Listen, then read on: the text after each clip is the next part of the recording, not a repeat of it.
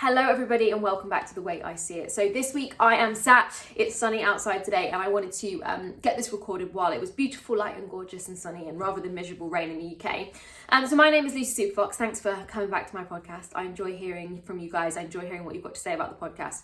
But this week I want to talk about fear and shame. Now these are kind of words that get bandied around in the personal development community, and in reality they are things that have been very real for me. And very real quite recently, and they're things that I have had to do a lot of work with on my personal growth journey and things I've talked about with my therapist. So when I talk about these things, I want you to know that it's up to you to decide whether a coach or a mentor like myself, or whether you need a therapist to help work through this stuff. It depends how deep it is and where it comes from. But for me, let me just talk you through kind of how I identified that shame was present in my life and how maybe it's been present in your life. So number one, I was in a situation where I had very rapid success in my businesses. And that happened because I rewired my belief system. I did everything I talk about in my Build Your Belief bundle. I was always leveling up and evolving. And I think what then happened is when the pandemic hit, obviously life was not as consistent. And what happened was my business didn't take the upward trajectory that I believed that it should. Now, I don't necessarily mean that anything bad happened to my business, because it absolutely did not. And I sit on a very privileged perch here as somebody that scaled before the pandemic to 6 figures and beyond. So I'm not sat here moaning and complaining, right? I want to be super clear on that. But I had a concept in my head of where I should be by a certain time period, what should have happened. And then I spent a lot of time thinking about why that wasn't happening.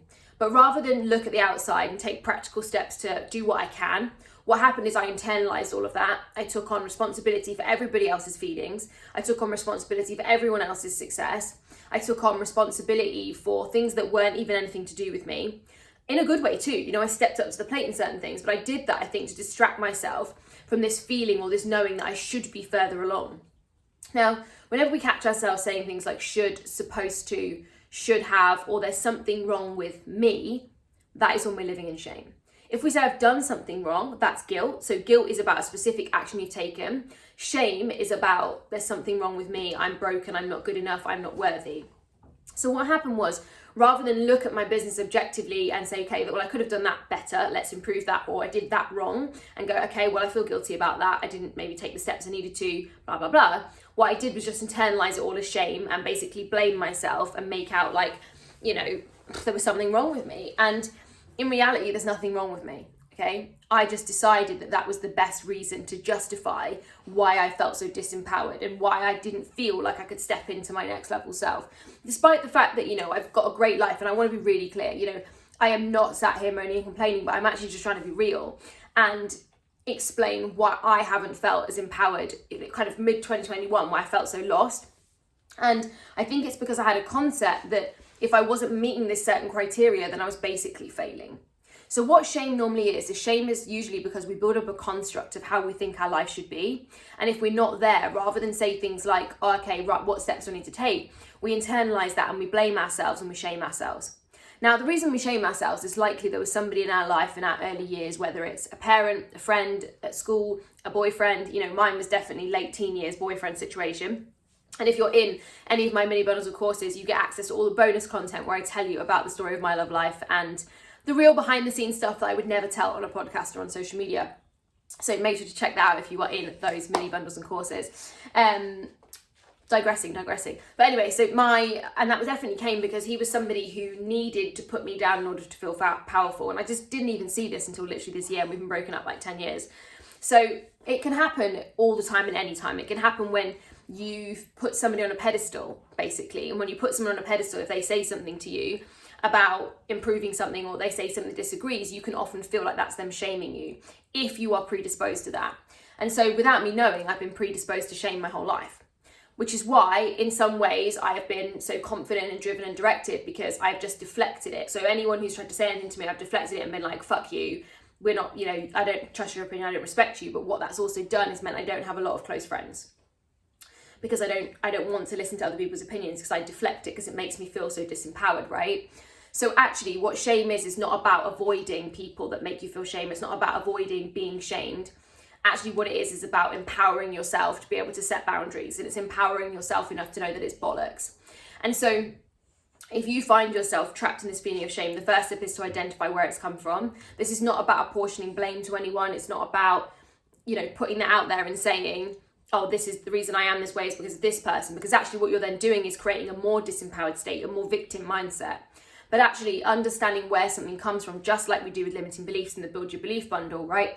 It's so, so important to understand how something came about so that your logical brain, your analytical mind can rationalize it and say, okay, that makes sense. So how do I move past it? Because otherwise you just feel like you're stuck in this place and you don't know how to get out of it. But when you realize how you got in it, you're then also able to see the triggers that you've still got surrounded by you, still able to identify the other people that make you feel a certain way. And then it gives you tools to go, okay, cool. So when I'm around this person, I need to make sure this boundary is up. Or I need to, the reason I'm not close to this person is because they said this thing once and I need to let that go and forgive that because they're not the reason I'm in shame, right? So when it comes to kind of handling shame, I think self-shame is the worst. And that's where I've been. Nobody else has been shaming me. Everyone else around me is like, I love you, you're amazing. Why can't you see yourself how we see you?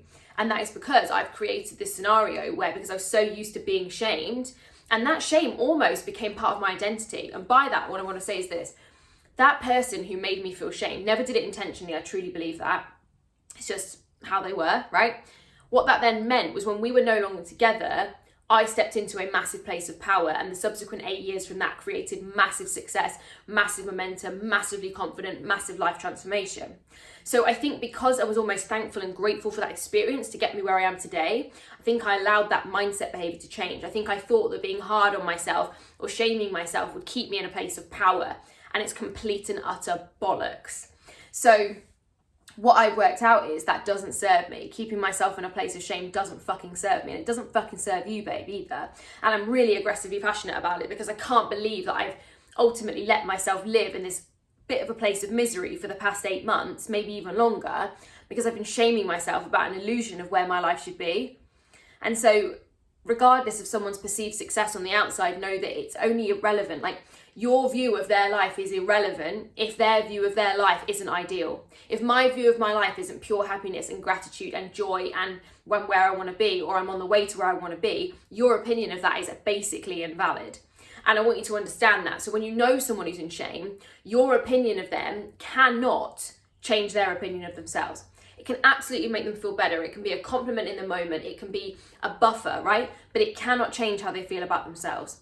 So whether that's negative or positive, someone you know is depressed, if someone you know is struggling, you cannot change their opinion of themselves. Only they can do that. And this is something that I know to be true, because it doesn't matter what people have said to me about who they am or what I'm capable of. And I know all those things make logical sense because I felt like it wasn't enough. Nothing anyone else said could change how I felt, right? So changing how I felt has come to forgiving the person who started this process for me. It's also meant a process of forgiving myself.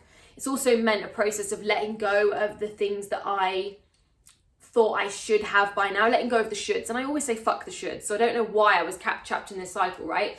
Like, I found myself so trapped in this cycle of should, and honestly, it's toxic. So by releasing the shoulds and actually focusing on the desire and what I want, and that's a big part of the Build Your Belief bundle and the Ultimate Mindset Makeover actually, is focusing on the desire and what I want. What then I'm able to do is I'm able to take those first steps, because when we catch ourselves up in shoulds, it's such a disempowering state of being. It's really, really, really, really, really hard to then be able to take that first step, because then what happens is fear steps in and goes, fuck you. So for me, battling shame and fear is not the answer. It's about surrendering to the fact that you're in shame. It's about surrendering to the fact that you're in fear, and then recognizing where that comes from, why it comes from, why you're not safe. And we do so much work on this, especially in Next Level Life, on all around fear and forgiveness. And so for me, I know that all this has meant, it's just been a powerful reminder to do my own work. I've been back through my courses. I've been back through these recent bundles and been like, yep, and I worked out there was a module missing, and I've added it to the bonus content for free for all of my 3 mini courses and my major course, because I know that when I go through something, I'm meant to teach it. I became a personal development teacher and a mindset coach because of the fact, the journey I'd been on, the stories I'd been on. You know, all of the girls that came into my coaching business in Team Superfox in the early days, when there was a fitness element to it too, were all girls who'd been through traumatic breakups or were going through one. That was me. That was my identity. It was my story. I went through a phase where I launched before my Next Level Life course was called Making the Shift, and I launched a wave of it, and it was used to be a coached program, like coach week on week, and I basically launched that program, and I was going through a stage where I was misusing alcohol massively to manage my state and emotions, and all of the people, and I was going through my divorce at the time, and all of the people that came into that wave of the coaching were getting divorced or separating from a long-term relationship and were misusing food or alcohol. And I was like, that's not a fucking coincidence, right?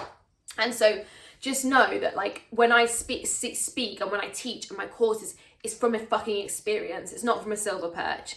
I'm sat here as somebody that's a human having a real human experience. And as I say in my Instagram bio, right, I'm a real girl with it's real work ethic. This is real stories, real truth, no bullshit, no fluff, and no hype. And the reason that I'm like that is because if I hype you beyond where you're ready to go, if your belief system doesn't stack up, if your story inside doesn't stack up, if you're living in shame or fear and you're caught in a cycle, all that's going to happen is when you don't, then I'm building you up to be on a house of sand, right? And then that house of sand collapses, the shame is even worse. And so what I'm all about is about helping you build your own foundations to your future, your own foundations on your mindset. And that absolutely starts with doing that inner work. So I hope me sharing this with you has been insightful. I hope that there's been something about this that you've resonated with. I'd love to hear from you on social media or at lucy@lucysuperfox.com. I'd love to know if this story resonated with you. And I guess I just want to tell you what's on the other side. You know, I want to let you know that once you release the shame, there's just a feeling of lightness, a feeling of trust, a feeling of faith, and a feeling of certainty. And for me, that has not been present in my life for the past 8 to 12 months. And now that I've released all of that and I've let myself kind of tell a new story about where I want to go, and I'm focused on my desires and what I want, rather than being focused on where I should be or what should have happened or what shouldn't have happened or what I should have done, I'm now in a position to go, cool, well, I didn't do that. So let's release the past and let's move forward in the future in the direction of my goals and my dreams. So that's it for this week's The Way I See It. I look forward to seeing you on the next episode.